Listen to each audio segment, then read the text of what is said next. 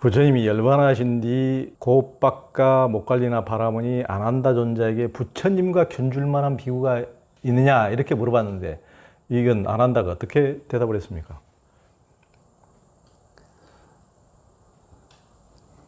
없다고 그러죠. 그게 이제 뭐냐면 우리가 천상천하 무여불 그러잖아요. 예. 시방세계 영무비. 저도 이제 그동안 쭉 공부하면서 항상 느끼는 건 어떻게 이런 분이 세상에 인간으로 출연하셨을까. 이런 분과 비교할 수는 없다. 물론 부처님이 깨달은 내용을 후대에 수행을 통해서 다 깨달을 수는 있지만 이 안한다도 그 이야기를 합니다. 뒤에 사람들이 깨닫게 되는 건 다 세존으로부터 가르침을 받아서 됐지 스스로 깨달은 사람은 없다. 세존이야말로 스승 없이 스스로 깨달았기 때문에 그 누구도 부처님과 비교할 수는 없다. 이렇게 말씀하시거든요. 네, 제가 볼 때 너무나 당연한 이야기입니다. 저는 지금까지 이제 저도 뭐 어려서 선방에 가서 참선한다고 앉아 있어도 보고 뭐 우화 스님한테 내가 이제 뭐 화두도 받아가지고 공부도 해보고 했지만 결국 니까야 아함경을 읽으면서 왜 이런 가르침을 두고 딴 데 가서 무술 했을까? 다른 공부가 무슨 의미가 있는가? 그리고 사람들은 아함경 내용을 알지도 못하면서 쉽네 뭐 이런 이야기를 해버리는데 저는 정말 한 귀절 한 귀절을 읽을 때마다 화두처럼 꽂혀오더라고. 가장 어려웠어요. 내가 지금까지 본 경전 중에 그 의미를 이해하기가 가장 어려웠던 게 근본경전이었고 그 근본경전의 의미를 깊이 이해하니까 너무나 그 안에가 참 우리가 상상할 수 없는 깊이가 있어서 아 심심미묘하다는 말의 의미가 이런 것이구나. 이런 걸 절감하고 있고 지금도 읽다 보면 아 이런 게 있구나 싶고 그렇습니다. 그래서 감히 그냥 부처님하고 누구고 비교하려고 하면 안 돼요.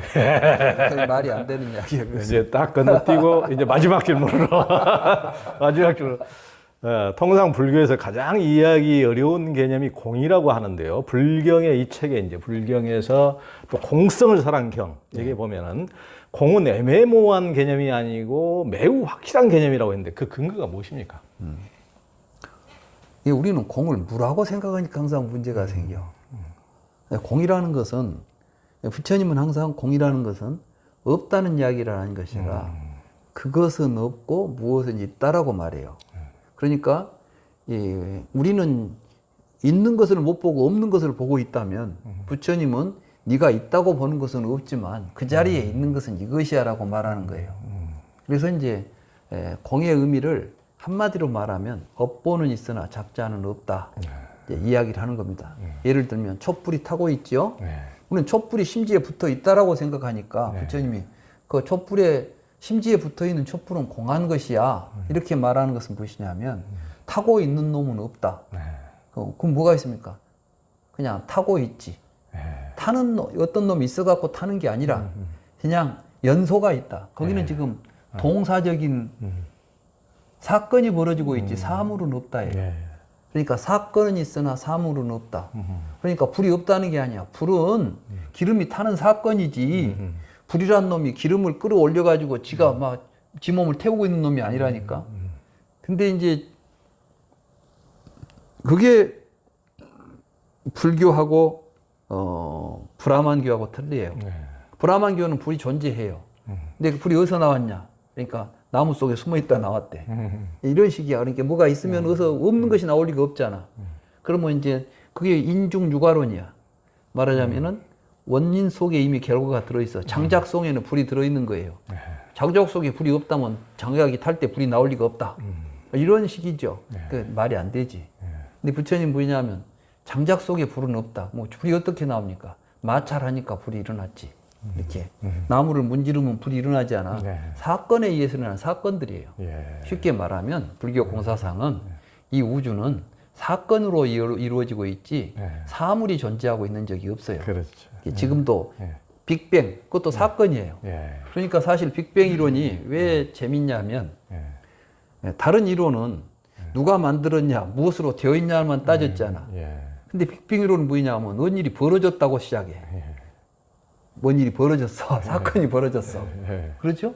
그러니까 빅뱅 이론이나 또는 양자역학 이런 이론들이 불교의 공사상하고 굉장히 궤를 같이 하면서 새로운 세계의 패러다임으로 등장하고 있는 거예요. 예. 지금은 우리가 공이 어렵게 생각되지만 뒤에는 아마 3살 먹은 애들도 공 이야기를 하면서 사는 시대가 올 겁니다. 예. 나는 이제 이게 성각자인 부다께서 이 세상을 본 전혀 우리들의 안목과는 다른 새로운 패러다임이 아니겠는가 이런 생각을 하고 그러니까 있습니다. 불꽃이라는 어떤 자아나 주체는 없지만은 불타는 현상은 이제 있고 어떤 우리가 우주 하지만은 우주라는 명사는 없지만 끊임없이 지금 변화 생동하는 사건이 일어나고 있는 걸 예. 우주라고 부르는 것이죠. 그렇죠. 그런 것을 이제 공이라고 하고. 그래서 한 가지 중요한 것은 공이라는 것은 우리에게 있는 현상을 부정하는 것이 아니라 현상의 실상을 표현하는 하나의 표현법이에요. 예. 공은 있는데 없다라고 말해버리면 미친놈이지. 예. 그러니까 말하자면 뭐 거래 없다면 사람이 공하다면 살인이 어떻게 되겠어? 죽여도 그만이지. 예. 근데 사건이니까 사건이 지금 36.5도로 타고 있는 불꽃을 꺼버렸으니까 문제가 되는 거 있지. 알겠어요? 예. 그렇죠. 그러니까 이거 이제 우리는 사물과 사건으로 이야기한다면 우리는 세상을 사물로 보는데 보니까 사물은 없고 사건이 벌어지는데 그 사건 속에서 사물이라는 생각을 우리가 리크리드라는 거야. 그 사물이라는 사건으로 일어난 것이 유의법이에요. 그러니까 무명을 인하여 우리가 행을 하게 되면은 사물을 사건을 사물화 시켜가지고 식으로 분별해가지고 생로병사가 일어나는 겁니다.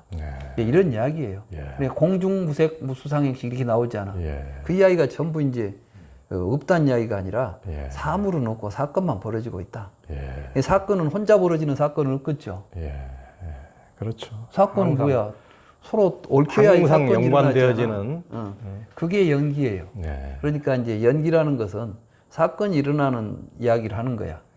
근데 재밌는 게 옛날 분들이 그러니까 공부를 참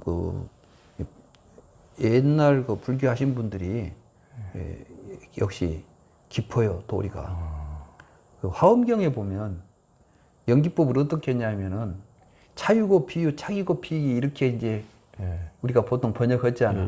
근데 화엄경에 보면 그 연기법을 보면 차사유고 차사유, 차사무고 차사무 이렇게 나와. 그러니까 이 일이 있기 때문에 이 일이 벌어지고 이 일이 없으면 저 일도 안 벌어진다 이렇게 나오는 거야. 이게 이것이라는 사물이 있으니까 이런 사물의 관계로 이야기하는 것이 아니라 사라고 하는 소리를 쓰더라니까. 일사자를. 그래서 내가 그러니까 이사무예네. 그래서 내가 이걸 번역한 분이 이걸 차사라고 했을 때는 여기에서 연기의 구조 속에 사물이라는 개념을 배제하고 사건이라는 의미로서 연기를 이해하고 번역을 했구나. 이제 이런 게 보여요. 그래서 화엄경 번역 하신 분, 이게 화엄경 사실을 알고 보면 니까야 해석판이에요. 그래서 화엄경도 제대로 읽으려면 니까야를 모르고 읽으면 전부 이제 소설 써버려. 근데 니까야를 제대로 보고 읽잖아요. 그러면은 아주 나름대로 이제 굉장히 문학적인 서술들이 있다는 걸 알 수가 있습니다. 그 중광스님께서 이번에 이제 불경 내시고 불경을 부처님께 구하기 위해서 인도의 이제 성지순례도 이제 여기 붓다나라 회원들하고 같이 가시고 또 이어서 바로 미국에 가서 어디 스탠포드 대학교에서 이제 설법하시고 미국 순회 강연하시고 이제 이 불경을 또 미국에까지 이렇게 알리는 좋은 계기를 가지시는데 제가 보기에도 이 불경은 이제 우리가 부처님의 가르침, 오해된 부처님의 가르침, 그 위대하다고 말만 했지 진짜 부처님의 가르침이 뭔지를 이해를 못하고 너무 곡해된 것이 많은데 우리 불자라면 반드시 일독을 해서 부처님의 가르침을 제대로 이해하는 계기를 삼았으면 좋겠습니다. 또 우리가 또 공부하다가 또 우리 불자 대중들께서 궁금할 만하면 한번 다시 또 찾아뵙고 듣도록 하겠습니다. 예, 예, 고맙습니다. 네, 아이고, 예, 감사합니다. 수고하셨습니다. 예, 예.